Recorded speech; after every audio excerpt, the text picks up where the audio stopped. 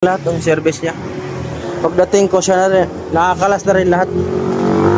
So, troubleshoot natin to. Nagpalit na siya bagong instator, Roser 220. Kaya alamin natin yung mga problema nito. Ito, tinanggal. Ayaw ito mag-push start kasi wala nang switch. So, dito siya mag-push start kasi wala siyang switch. I-direct lang natin to. Tapos check natin yung battery, kung goods pa ba ang battery niya, kung may ilaw ba. Ano yung battery?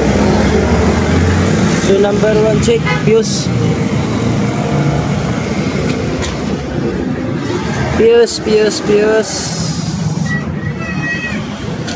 Walang susi ito sigurado.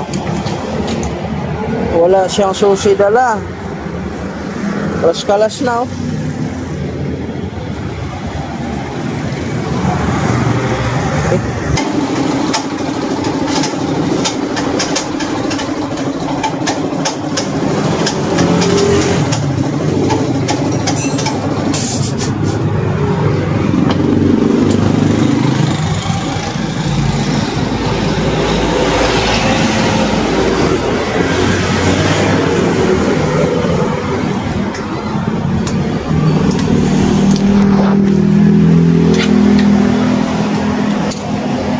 So anong ginawa natin? I-bypass natin, kaya wala lang susi. Ngayon, nagpalit tayo ng switch. Kaya ang nangyari kasi sa kanya, itong switch putol. Wala na yung switch. So pag i-direct ko, may susi na yan ha, may supply na yan. Kasi pag i-slide mo yan oh, nakarekta na, may ilaw. So lagyan natin ng switch. Bigay mo yung plugs oh. Distract ikaw talaga. Siguro kaya mga ganyan troubleshoot.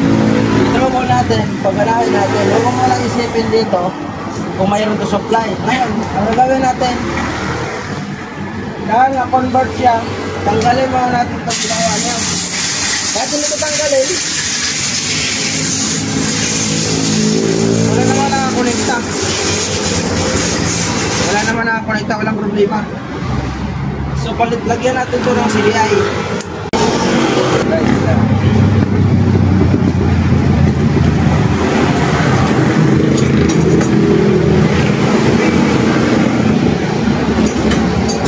Ngayon,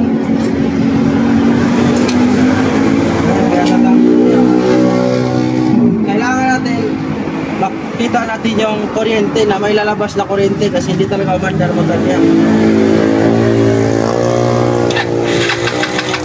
Mayroon na kuryente, ibig sabihin na-andar na yan siya kasi buo ng kuryente. So yun lang, minor lang yung mga troubleshoot. Kabila, check natin sa kabila. Oh, may kuryente. So yun lang, so disconnect muna natin kaya pakabit natin yung carburetor.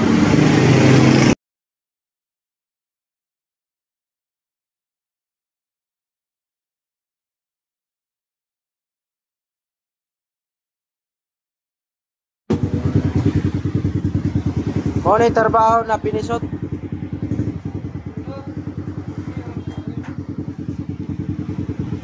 Ayaw ko ganitong trabaho ba?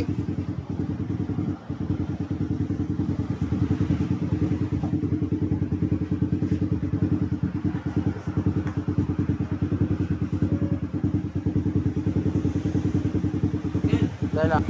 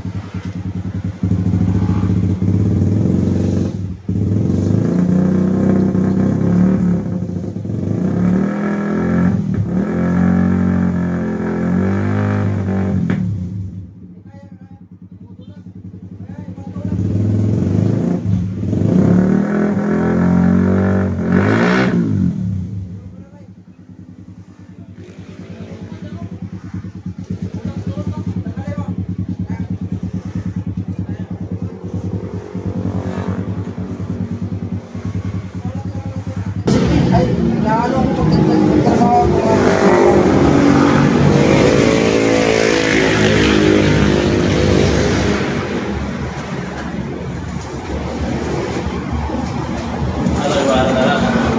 Wala sir, tapos hanap ka muna. Hanap ka muna ng pag-rito at saka yung 1 clutch starter. 1 clutch starter tawag doon, pero nasanay kasi sila, baby strike. Pero Pero kahit na ano, yung surplus na mga ganito. umayos siya sa traditional yung trabaho natin. Kayo mo na ba tuloy? Iwan na lang. Hindi talaga matuloy ng trabaho pag di makompleto yung parts.